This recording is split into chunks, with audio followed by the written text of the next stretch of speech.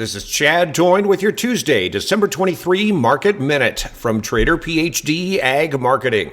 Christmas Day is on Thursday and the markets tend to go to sleep, and everyone is busy with family, including me and my staff. This is our last broadcast until after Christmas next week.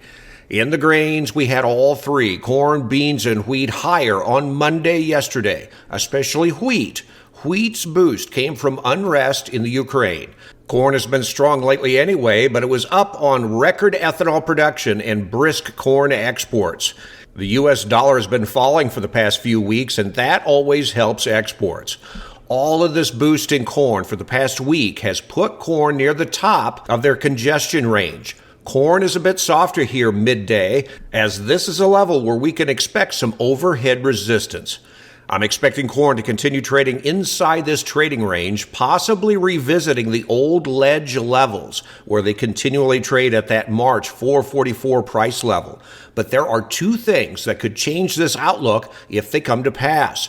Number one is ethanol demand, with crude oil prices making a V-bottom and rallying, partly due to the unrest in Ukraine and in the Middle East and maybe Venezuela. Then crude could stay firm, and that would be bullish for corn. The second one would be corn sales to China. Last week there was a rumor that China bought a few cargoes of U.S. corn. Nothing has materialized as a flash sale, but it's still possible that smaller individual sales have been small enough to stay under the flash sales radar. Spillover strength from wheat, if they continue to rally, would also boost corn.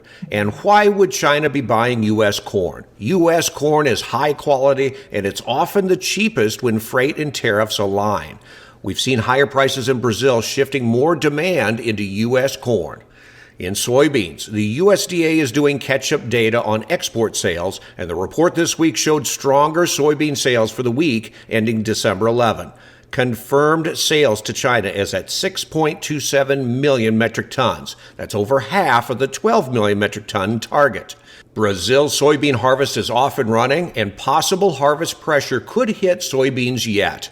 The downtrend in soybeans has slowed, and I think 90% of the damage is done, but there's still room for beans to fall. Harvest pressure in Brazil can be a factor, putting a final squeeze on this downtrend.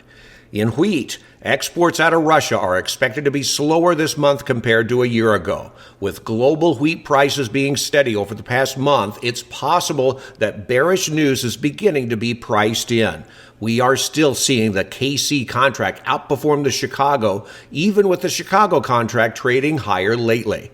In cotton, U.S. cotton exports were the second highest for the marketing year in the latest export sales data.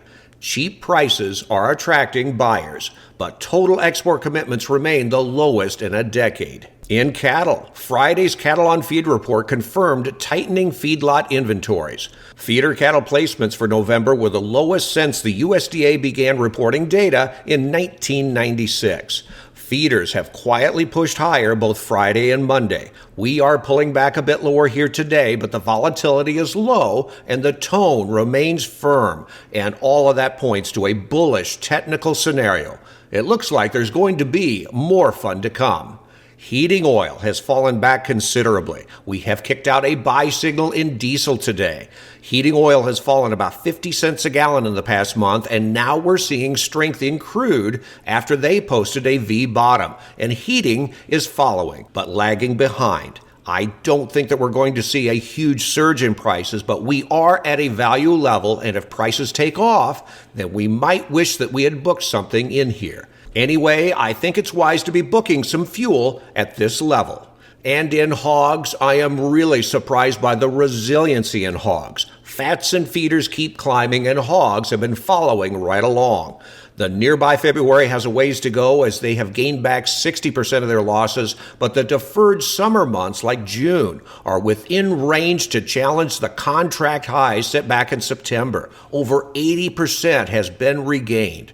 I don't think that we've made the high, but I do think that if you don't have downside price protection on your summer hogs, that you should consider doing so.